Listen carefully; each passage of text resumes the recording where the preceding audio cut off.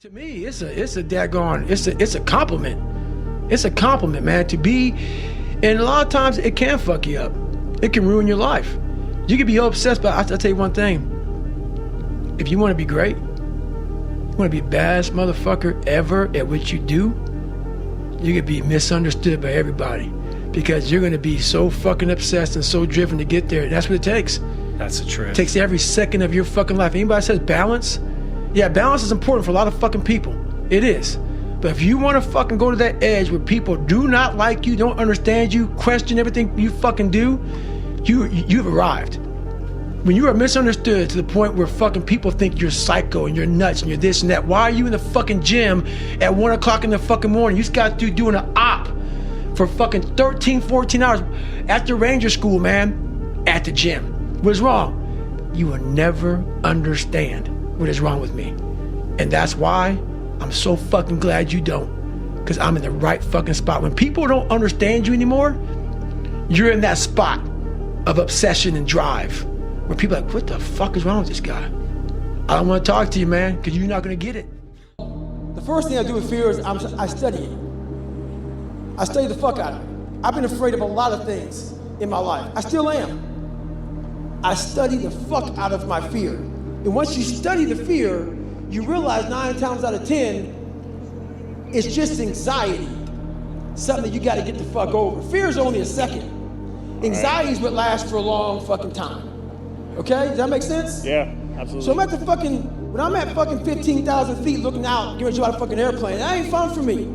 That's fear. But with the day or two before I jumped, that's anxiety. But I went home years ago and I studied parachutes, studied how they started packing them, started learning how they open, started learning the malfunction procedures. Before I knew it, I was intelligent about my fear. And once you get intelligent about your fear, guess what happens to it? It starts to drift away.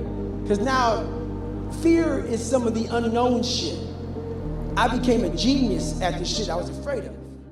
And that's the one thing, if I could teach anybody anything, it just fucking sucks. And it's gonna continue to suck. And then one day you'll get to a special part of your life that it might get a little bit better. But to lose the weight you had to lose, my friend, sorry, it's gonna suck every fucking day. Cause then when you're 300 pounds, you're gonna go out to lose weight, you can probably get injured. So then you gotta work on the injury, and then you get even more depressed. This is what I went through. And then you're hungry because now you're depressed. It's just a vicious cycle. And if you're not strong mentally and you have no willpower, you're gonna continue falling back in this hole versus the man that sits back and goes, all right, motherfucker. This is why I cuss, because this is what is in me. This is what it took for me to be me.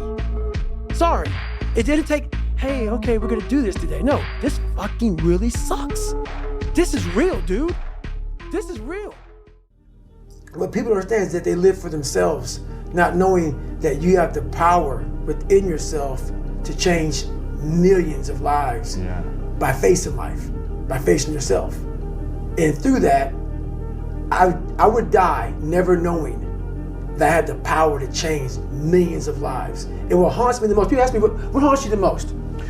What haunts me the most is that if I would have died at 300 pounds, let's say I was 75 years old, I got to heaven, and God has a chart like that on everybody's life. God knows all, let's say that. I don't care what you believe in, doesn't matter. I'm not judging anybody. But let's say my thing is God. You get to heaven, I'm 300 pounds, I sit down, I was a cockroach Terminator my whole life, and we're sitting down just like this, you're God and I'm David. And he gives me that chart, and he says, look at this. Now I'm looking at this chart, and on the chart it has all these different things, but my name's on it. But these things aren't me. I was gonna change the world. I was gonna set records. I was gonna be a Navy SEAL. I was gonna be all these things in the military that I accomplished. You're gonna get the VFW award. You're gonna be honored here, honored there. And I'm like, God, this isn't me. You wanna make sure that you know yourself. Yeah. Like I said, it's all relative.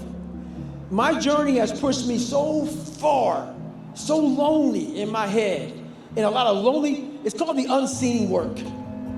No one knows what the fuck David Goggins really does. You see a 1-minute snippet, you read a little fucking book.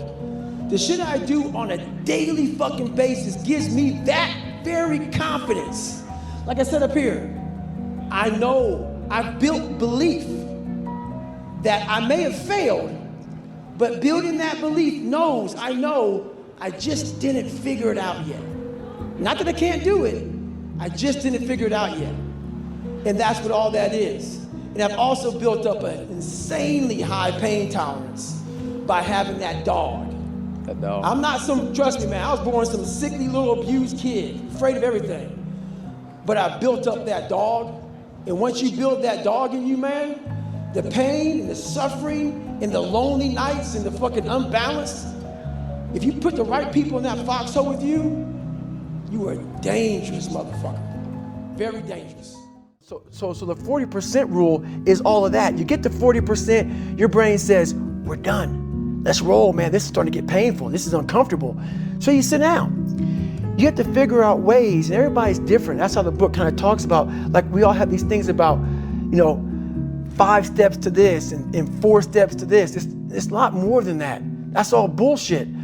It's a practice that you have to, it's a habit. So if you know that at 40%, I'm feeling pain. At 40% I'm feeling pain. That's where the 40% rule kicks in. Now it starts. Okay, I'm feeling pain. My mind's saying all this shit to me. It's saying, get out of here, run, flee. The fight or flight kicks in. Okay, we're done, we're not good enough. It starts telling you all these things. You start to believe it because the mind controls all.